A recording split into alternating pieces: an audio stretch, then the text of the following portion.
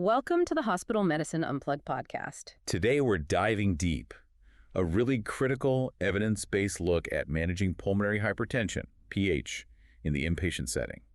And this is aimed squarely at you, the clinician handling these complex, often critically ill patients. Yeah, our goal here is synthesis, really, and structure. We want to pull together the latest research, the guidelines, all of it, and give you a structured way to think about managing this. It's a dangerous condition. It is. And we'll be focusing quite a bit on the right ventricle, the RV, because as we know, that's where things often go wrong. It's really the key determinant of how these patients do. Exactly. PH itself, the diagnosis, it carries significant risks, higher morbidity, higher mortality.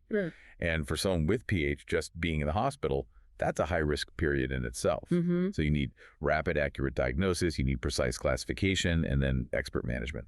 Any delay, any misstep, it can lead to really rapid, catastrophic decompensation. Right, so that immediate intervention, that deep understanding is just crucial for you managing these cases. Okay, so let's start right at the foundation, the hemodynamic definition. What actually defines PH? Well, the benchmark, the number we use from the guidelines, comes from a right heart catheterization.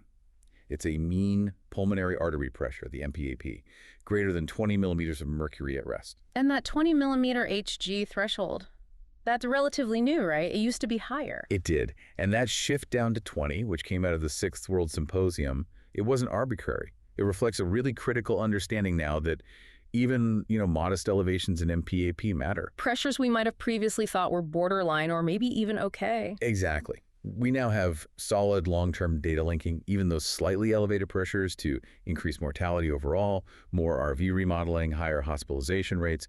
It really drives home that PH is progressive. We need to pay attention well before the pressures get sky high. And we should be precise with our terms. PH is the broad category, but within that there's pulmonary arterial hypertension, PAH, which is group 1. That's a specific subset. A very important subset, yes. Yeah. And PAH has specific hemodynamic criteria that point to the problem being in the pulmonary arteries themselves, what we call precapillary PH. Okay, so what are those specific numbers for PAH? So for PAH, you still need that mPA greater than 20 millimeters of mercury.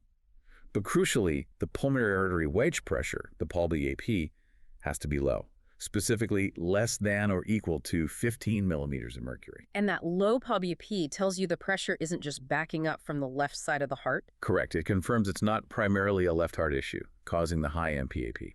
And there's a third piece. The resistance. Yes, the pulmonary vascular resistance, or PVR. It needs to be elevated, specifically greater than or equal to 3 Wood units. So high mPAP, low PAWP, high PVR. That combination confirms it's group 1 PAH, intrinsic arterial disease, and that guides us towards using those targeted PAH therapies. Now, thinking about how common this is, PH is technically rare, right? About 10.6 cases per million adults in the U.S. Technically, yes, but the overall number of people with some form of PH seems to be increasing. Why is that? Well, largely because of our aging population. And with that comes higher rates of common cardiopulmonary conditions. Heart failure, both systolic and diastolic, COPD. These are major drivers of group 2 and group 3 PH. So as a hospital clinician, you're actually likely encountering PH more often, maybe masked by these other conditions. Very likely. And the real clinical urgency, especially when these patients are admitted, it comes down to one thing, right? Ventricular failure, RV failure. That's the main driver of how sick they are, how stable they are. Absolutely. That increased pulmonary vascular resistance, whether it develops acutely or chronically, it just puts this tremendous afterload pressure on the RV. And eventually, under that strain, it fails. The data consistently shows RV dysfunction is the #1 predictor of morbidity and mortality in hospitalized PH patients. It's a point worth hammering home. When you're managing a PH patient inpatient, you are fundamentally managing a stressed, potentially failing right ventricle. You are. And don't forget the risk of hospitalization itself. Often, the trigger for admission may be an infection, fluid shifts, an arrhythmia at that event, plus just being in the hospital environment significantly increases their mortality risk. It really underscores the need for you to be diligent, use evidence-based approaches, maybe get specialist input early, right from the moment they arrive. Okay, so let's move to classification, the WHO groups. This framework is absolutely essential. It's the backbone for how we evaluate and treat these patients. There are 5 groups. Why is getting the group right so critical in the hospital? Because the treatments are drastically different. What might save a life in Group 1 could actually be harmful, even lethal in Group 2 or in some specific Group 5 conditions. Misclassifying is dangerous. Extremely dangerous. So let's break them down. Group 1 is pulmonary arterial hypertension, PAH. We just defined its hemodynamics precapillary intrinsic arterial disease. And within Group 1, there are important subtypes you need to be aware of. Things like idiopathic PAH, no known cause. Heritable forms, often linked to BMPR2 gene mutations. Right. Also, drug or toxin-induced PAH, or maybe from appetite suppressants historically. And then PAH associated with other conditions, connective tissue diseases like scleroderma, portal hypertension, HIV infection. For all of these Group 1 patients, the mainstay of treatment involves those targeted pulmonary vasodilators. Okay, then Group 2. This is PH due to left heart disease. Statistically, this is the most common cause overall. By far. And this is post-capillary PH. It's high pulmonary pressures resulting from elevated pressures on the left side of the heart packing up. Think LV dysfunction, systolic or diastolic or significant valve disease, like mitral stenosis. And the hemodynamics reflect that back pressure, right? Exactly. The mPAP is high, over 20, but the defining feature is an elevated POD-WP greater than 15 millimeters of mercury. Now, there's some nuance here. Sometimes it's just isolated post-capillary PH, other times it's combined pre- and post-capillary. But the bottom line for Group 2. The bottom line is those targeted PAH therapies we use for Group 1, they're generally not helpful here. And in straightforward Group 2, pure post-capillary PH, they can actually be harmful, potentially causing fluid shifts, worsening pulmonary edema. Got it. Okay, Group 3. Group 3 is PH due to lung disease and/or hypoxia. This is usually pre-capillary PH again, but secondary to underlying lung problems. Severe COPD, interstitial lung disease, ILD, or even just chronic low oxygen levels from something like obstructive sleep apnea. And the mechanism here is different. Yes. The main driver is hypoxic pulmonary vasoconstriction. The lungs naturally constrict vessels in areas that aren't well ventilated. Over time, this, plus structural remodeling, raises pressures. So the focus for Group 3 is treating the underlying lung issue, optimizing oxygen, not typically PAH vasodilators first line. In Group 4, chronic thromboembolic pulmonary hypertension, CTEPH. This one sounds urgent. It is, and it needs to be on your radar immediately in the acute setting. This is pre-capillary PH caused by old organized blood clots in the pulmonary arteries that didn't resolve after a PE. And why is identifying Group 4 so critical? Because unlike most other forms of PH, CTEPH is potentially curable, often with a specialized surgery called pulmonary endarterectomy, or sometimes with balloon pulmonary angioplasty. If you don't look for CTEPH, you miss that chance for a cure. Okay, that leaves Group 5. Group 5 is PH with multifactorial or unclear mechanisms. It's kind of a catch-all category, a mixed bag. What kinds of things fall in here? Hematologic disorders like myeloproliferative diseases, systemic conditions like sarcoidosis or vasculitis, metabolic issues like thyroid disease, glycogen storage diseases. Management here completely depends on figuring out the specific underlying cause and targeting that. It requires really thorough investigation. So given all these groups and the potential for missteps, what are the key differential diagnoses you absolutely must consider when a patient presents acutely in the hospital? Right. Well, Group 2, the left heart disease, and Group 3, lung disease are the most frequent things you'll encounter. There are a few cannot miss diagnoses. Top of the list. Acute massive pulmonary embolism. You have to rule this out immediately, especially if the patient comes in with sudden decompensation, maybe syncope, or signs of severe RV strain on their echo. CT pulmonary angiography is usually the test. The presentation can look like a PAH crisis, but the treatment thrombolysis or clot removal is completely different. Okay, what else is critical not to miss? Something much rarer, but insidious. Pulmonary veno-occlusive disease, PVOD, and pulmonary capillary hemangiomatosis, PCH. These are rare causes of precapillary PH. And why are they cannot miss? Because giving standard PH vasodilators to these patients can be disastrous. Those drugs open up the arterioles, but in PVOD PCH, the problem is downstream in the veins and capillaries.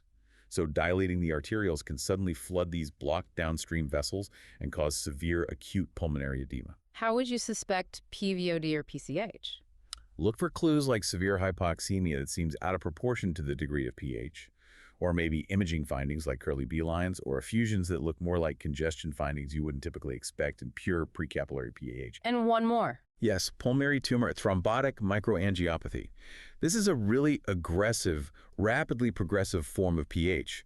It's caused by microscopic tumor emboli blocking the small pulmonary vessels, usually from an unknown underlying cancer. Sounds grim. It often is. The clinical course can be devastatingly fast, sudden, rapid deterioration. It requires urgent investigation for malignancy because the prognosis is typically very poor without treating the underlying cancer, if possible. Okay, let's connect the dots now. How does the underlying problem in the pulmonary arteries, the pathophysiology, lead to that failing right ventricle we talked about? It's all about the pressure. Across all the pH groups, whatever the initial cause, the result is sustained high mean pulmonary artery pressure. Yeah. This high pressure means increased pulmonary vascular resistance, PVR. And that high PVR is what puts the damaging load on the RV. If we look specifically at Group 1 PAH, what's happening structurally in those vessels? In Group 1, you see significant vascular remodeling. It involves dysfunction of the endothelium, the lining of the vessels. You get excessive growth, proliferation of the smooth muscle cells in the vessel walls. And often, you see tiny clots forming right there in the small arteries in situ thrombosis. And all that narrows the vessels. Exactly. It causes concentric narrowing of the lumen, the opening of the vessel. That physically increases resistance and restricts blood flow. What's driving that remodeling at a molecular level? There's a profound imbalance in key signaling molecules. You get reduced availability of the body's natural vasodilators, things like nitric oxide, NO, and prostacyclin, PGI2. These are crucial for keeping vessels relaxed. And at the same time? At the same time, you have an increase in potent vasoconstrictors. Yeah. The main one is endothelin-1, ET1. ET1 not only constricts vessels, but also drives that harmful smooth muscle cell proliferation. And this imbalance, low NO-PGI2, high ET1, that's what the targeted PAH therapies aim to fix. Precisely. The therapies we have target these pathways, boosting NO signaling, supplementing prostacyclin, blocking endothelin receptors, trying to restore that balance. Okay, so track that vascular problem forward to the RV. High TVR means high afterload for the RV. How does it initially respond? Initially, the RV tries to adapt. It undergoes hypertrophy. The muscle wall gets thicker. This is an attempt, governed by Laplace's law, to maintain wall stress and contractility, to keep pushing blood forward against that high resistance. It works for a while. But it's not sustainable. No. Under that chronic, relentless pressure, the RV eventually transitions from adaptive hypertrophy to maladaptive failure. The chamber starts to dilate, it gets bigger, loses its shape. And that dilation has consequences. Big consequences. As the RV dilates, the septum, the wall between the ventricles, can flatten or even bulge into the left ventricle. This messes up LV filling, we call it ventricular interdependence, and that further reduces the overall cardiac output from the heart. And is the RV muscle itself getting enough blood? That's another critical problem. As the RV wall thickens from hypertrophy and dilates, its oxygen demand goes way up. But RV perfusion mostly happens during diastole, during filling. In RV failure, the right atrial pressure is really high, which reduces the pressure gradient needed to perfuse the coronary arteries supplying the RV. So the RV becomes ischemic. Yes. Yeah. It becomes ischemic. That ischemia worsens its ability to contract, leading to more dilation, a further drop in cardiac output, and then poor blood flow to the rest of the body, systemic hypoperfusion. So that's the connection. The RV failure leads to both low output, meaning poor perfusion, and high venous pressures, meaning congestion. Exactly. That dual problem causes the end organ damage. We see the liver gets congested, the kidneys don't function well, the gut gets edematous. And that's why supporting the RV, preventing this downward spiral, is absolutely central to managing these patients when they're acutely ill in the hospital. All right, let's bring this to the bedside. What are you looking for when you assess a hospitalized patient with known or suspected PH? The symptoms can be tricky, right? They can be notoriously nonspecific, which is often why diagnosis gets delayed. The number one most common symptom reported in almost everyone at diagnosis is exertional dyspnea, shortness of breath with activity. Why does that happen? It reflects the failing RV's inability to increase cardiac output when the body demands more, like during exercise. What other symptoms might you hear about? Again, often nonspecific things like persistent fatigue, maybe some atypical chest pain, which could actually be from RV ischemia, lightheadedness. Is there any symptom that really raises a red flag for severe PH? Yes, syncope, or fainting, especially if it happens with exertion. That suggests the cardiac output is so compromised that the brain isn't getting enough blood flow during increased activity. That's an ominous sign. And when patients are admitted, they're often in acute decompensation. What does that look like? That's a state where things have acutely worsened. You might see worsening hypoxemia, maybe from some pulmonary edema, or just low cardiac output. You might see overt hypotension, low blood pressure, because the RV just can't maintain stroke volume. And you'll often see clear signs of end organ damage, like acute kidney injury, rising creatinine, or maybe elevated liver enzymes from congestion. Recognizing that state, acute decompensation, is key because it means immediate aggressive action is needed. Absolutely. It often warrants escalating care, maybe to the ICU. What about the physical exam? What specific signs should you look for that point towards RV pressure overload and congestion? You're looking for evidence that the right heart is struggling. The single most consistent sign we listen for is a loud pulmonic component of the second heart sound, a loud P2. What causes that? It's the sound of the pulmonary valve slamming shut against that high pressure in the pulmonary artery. And assessing volume status is critical. Non-negotiable. You have to look at the neck veins. An elevated jugular venous pressure, a JVP greater than 3 centimeters above the sternal angle, strongly suggests RV failure and high right atrial pressure. That high pressure is what drives the systemic congestion. What about listening to the heart itself? Listen carefully for a tricuspid regurgitation murmur. As the RV dilates, it stretches the tricuspid valve opening, causing the valve to leak. This murmur is usually holosystolic, heard best along the lower left sternal border. And it might change with breathing. It might. Sometimes it gets louder with inspiration. That's called Carvalho's sign. It happens because inspiration increases venous return to the right heart, making the regurgitation worse temporarily. And finally, the signs of that systemic congestion driven by the failing RV. Look at the periphery. Pitting edema, often quite significant and bilateral. Check the abdomen for ascites, which indicates pretty severe congestion and maybe secondary portal hypertension. In really severe chronic cases, you might even feel an enlarged congested liver, hepatomegaly. But it's important to remember. Yes, very important. These findings can be subtle or sometimes even absent, especially earlier in the disease. So you really need to maintain a high index of suspicion, especially in patients who have risk factors for PH. Okay, diagnosis. When you suspect PH in a hospitalized patient, or if someone with known PH comes in decompensated, you need a structured workup. Where do you start? We start with non-invasive tests to guide us. The absolute cornerstone initial test is the transthoracic echocardiogram, the TTE. What makes the TTE so valuable up front? It gives us a lot. It provides estimates of the pulmonary pressures non-invasively.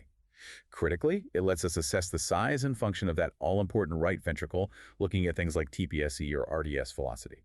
And maybe most importantly for initial triage, it helps identify or rule out significant left heart disease. That's key for starting to differentiate precapillary from post-capillary PH. What about initial lab tests? Labs provide crucial prognostic and diagnostic clues too. We always check an NT-proBNP level. It's a great marker for RV strain and filling pressure. Higher levels generally mean worse outcomes. Other routine labs? A CBC, looking for polycythemia maybe. A metabolic panel to check kidney and liver function, which can be affected by RV failure.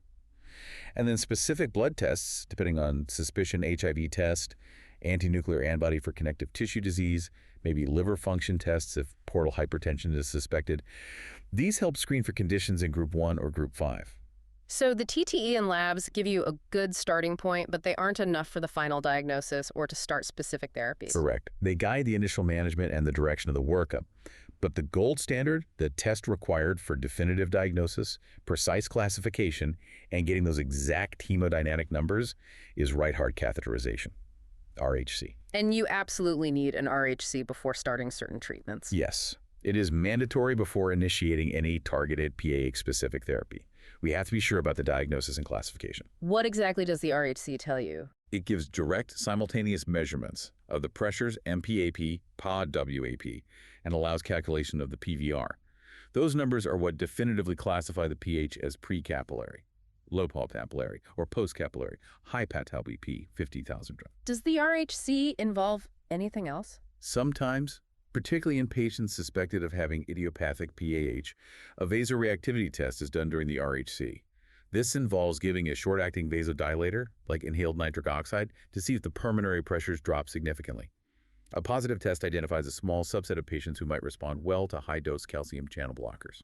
Okay, RHC is the gold standard. What other key diagnostic tests are usually needed? Another mandatory test, especially if you're not dealing with clear group 2 PH from left heart disease, is a ventilation perfusion scan, a VQ scan. And the purpose of the VQ scan? It's specifically to look for chronic thromboembolic PH group 4. We're looking for mismatched defects areas of the lung that are ventilated but not perfused, suggesting blockage by old clots. A completely normal VQ scan essentially rules out CTEPH. What about CT scans of the chest? Just CT. Often a CT pulmonary angiogram, or high-resolution CT, is also usually part of the comprehensive workup. It helps assess the lung tissue itself, looking for interstitial lung disease, or emphysema, that would point towards group 3.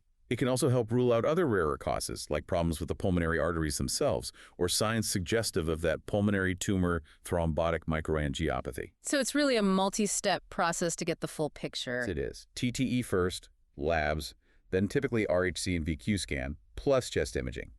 Following these steps systematically is crucial to classify accurately and make sure you choose the right, safe, and effective treatment path. All right, section 6. Let's get into the core of it. Acute inpatient management.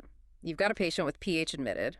What are the overarching principles? The entire strategy revolves around protecting that vulnerable right ventricle and optimizing its function. So the primary goals are absolutely critical. Maintain good oxygenation, ensure adequate blood flow to the RV muscle itself, RV perfusion, and maintain just the right amount of preload or filling volume. It sounds like a balancing act. It is a real tightrope walk. You have to avoid systemic hypotension, low blood pressure, because that tanks RV perfusion. But you also have to avoid fluid overload, which stretches the RV, makes it dilate more, and worsens tricuspid regurgitation. Before jumping to specific therapies, what's the first step when someone decompensates? Always look for and correct the trigger, what pushed them over the edge. Often it's an infection that needs treatment, or maybe a new arrhythmia, like atrial fibrillation, that needs rate or rhythm control because it drastically shortens RV filling time. Or sometimes it's simply medication non-adherence. They stop taking their crucial pH meds. Addressing the trigger is paramount. Okay, basic supportive care. Oxygen. Non-negotiable. Target an oxygen saturation SpO euros above 92%. Give supplemental oxygen if their arterial oxygen level, PAO, drops below 60 millimolар Hg. Critically, you must avoid both hypoxemia and acidosis. Both of those conditions are potent triggers for pulmonary vasoconstriction, which will just make the PVR worse. Let's talk more about that preload tightrope, managing fluids. Right. If the patient is clearly volume overloaded, you see high JVP, lots of edema, maybe high filling pressures confirmed on RHC, then diuretics are needed. But you have to be incredibly cautious. Why cautious? Because these patients often have a fixed stroke volume due to the stiff pulmonary circulation and failing RV. If you overdiurese them, you can drop their preload too much, their cardiac output plummets, and they become severely hypotensive. So gentle diuresis, watching hemodynamics very closely. And if their systemic blood pressure does start to drop despite managing fluids? Then vasopressors become necessary. This is a sign the RV just can't maintain adequate output. But again, careful titration is key. The goal isn't just a number on the monitor. It's maintaining enough systemic pressure to ensure adequate coronary perfusion to the RV. Which pressors are preferred? Often, norepinephrine is a good first choice. It gives good systemic vasoconstriction to support blood pressure, but generally has less direct pulmonary vasoconstriction than some other agents. Vasopressin is another good option, primarily working systemically with potentially less impact on PVR. You want to avoid agents that might significantly worsen pulmonary vascular resistance if possible. Okay, moving to specific pH therapies. For a patient admitted with known Group 1 PAH, what's the priority? Priority 1 is continuation or immediate resumption of their maintenance PAH therapies. Abruptly stopping these drugs, especially things like intravenous prostacyclin analogs, can cause rapid and often fatal hemodynamic collapse. You have to ensure continuity. Can you remind us of the main classes of these targeted therapies? Sure. They target those three main pathways we discussed. You have the phosphodiesterase 5 inhibitors, sildenafil, tadalafil, which work on the nitric oxide pathway, then the endothelin receptor antagonists, or ERAs, bosentan, ambrisentan, macitentan, which block endothelin 1. And the third pathway? The prostacyclin pathway agents. These include drugs like epoprostenol, treprostinil, iloprost, selexipag.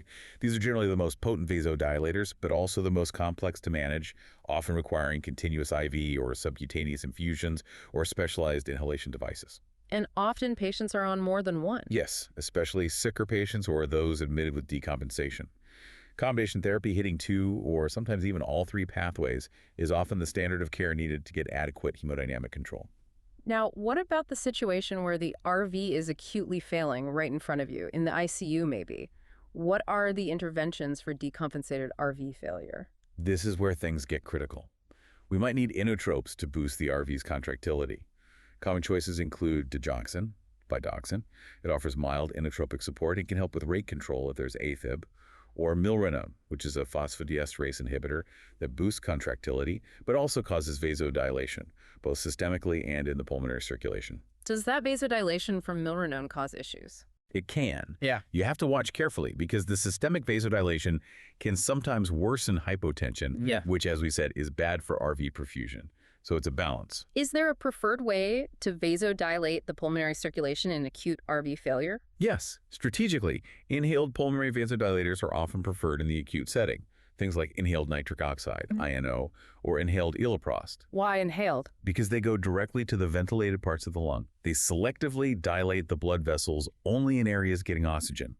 This reduces PVR effectively, but critically, minimizes systemic vasodilation and hypotension.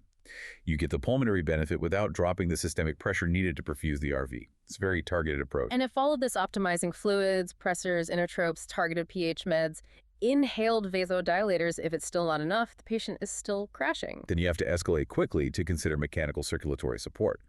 This means options like ECMO, extracorporeal membrane oxygenation, often VA ECMO to support both heart and lungs, or potentially surgical placement of an RVAD, a right ventricular assist device. These are major interventions. Absolutely. They are complex, high-risk bridge therapies, used either to try and let the RV recover or as a bridge to lung transplantation in eligible candidates. Managing all this clearly requires a team approach. It's essential. Optimal care needs coordination between cardiology, pulmonology, critical care, specialized pharmacists who know these drugs well, and very importantly, early referral to specialized PH care centers should always be considered. When should that referral happen? For any complex case, high-risk patients, situations where the diagnosis isn't perfectly clear, or when advanced therapies like IV prostacyclins or surgical options like endarterectomy or transplant might be needed, these centers have the expertise and resources that might not be available everywhere. Okay, our final section. Let's talk about prognosis and risk stratification. How do you assess risk in these hospitalized patients? We know RV dysfunction is the key long-term factor. It is. But in the short term, during the hospitalization, there are clear clinical signs and lab values that flag a patient as being at very high risk for in-hospital mortality. You, as the clinician at the bedside, need to recognize these immediately. Like what? What are the big red flags? Systemic hypotension is a major one. In SBP, systolic blood pressure, consistently below 100 millimeters of mercury, that tells you the RV output is critically low. What about labs? Electrolytes matter. Hyponatremia, specifically a sodium level less than or equal to 136 milliequivalents per liter. Milliliters, note. Standard units are MEQL or SMOL, but sticking to user prompts word, is strongly and independently associated with increased in-hospital death.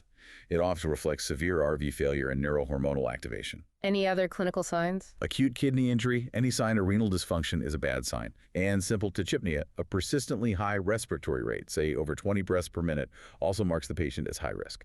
And perhaps the most obvious sign of high risk. The need for advanced life support. If the patient requires continuous inotropes or vasopressors to maintain circulation, if they need mechanical ventilation for respiratory failure, or certainly if they require ECMO, the mortality risk skyrockets. How high? For PH patients needing vasopressors, which really signals profound circulatory collapse from RV failure, some studies report in-hospital mortality rates approaching, even exceeding 50–57%. It's incredibly high. Wow. That really highlights the severity and the narrow window for intervention. It absolutely does. What about predicting longer-term outcomes after they hopefully survive the hospitalization? Echo findings remain powerful predictors long-term. Persistent signs of RV strain or dysfunction on echo, like a low TPSE or the presence of a significant pericardial effusion, those predict worse long-term survival. And underlying conditions also play a big role. Patients with PH related to scleroderma or those with portopulmonary hypertension or significant kidney disease tend to have worse long-term prognosis. And surviving the hospitalization doesn't mean they're out of the woods. Unfortunately, no. Particularly for patients with Group 1 PAH who are hospitalized specifically because of right heart failure decompensation. The post-discharge mortality is still distressingly high. Studies show it can be around 35% at 1 year after discharge. So that hospitalization for decompensation is often a warning sign of a poor long-term trajectory. It really is. It underscores the need for very close follow-up, aggressive optimization of their targeted therapies, and potentially reevaluation for more advanced options after discharge. Hashtag tag outro. Okay, we've covered a lot of ground in this deep dive on inpatient management of pulmonary hypertension, really focused on the hemodynamics, the classification, and especially that critical role of the right ventricle. Yeah, just to recap the absolute key takeaways. Remember the definition, mPAP greater than 20 millimeters of mercury by RHC, and that RHC is essential for definitive diagnosis and classification. And that classification into the 5 WHO groups is crucial because the treatments are so different. Always think about supporting the RV oxygenation, careful fluid balance, avoiding hypotension, promptly manage triggers, and continue or escalate those targeted pH therapies. And don't forget the VQ scan to rule out CTEPH, group 4, because that's potentially curable. Be alert for those high-risk markers. Hypotension, hyponatremia, sodium footburden 6-beta-2, renal dysfunction, the need for pressors. These demand immediate attention and often escalation of care. So that brings us to a final thought from you, the clinician listening. We've discussed that the need for advanced support, like vasopressors or ECMO, carries an incredibly high mortality risk in these PH patients, often over 50%. Right. So given that grim statistic, and knowing that specialized PH centers offer advanced diagnostics and therapies that might not be available locally, here's the question to consider.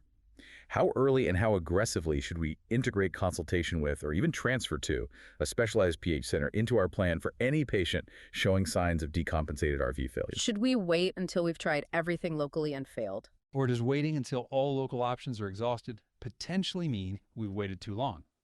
That the critical window for potentially life-saving interventions available only at a specialized center might have already closed? Something important for all of us managing these challenging patients to think about.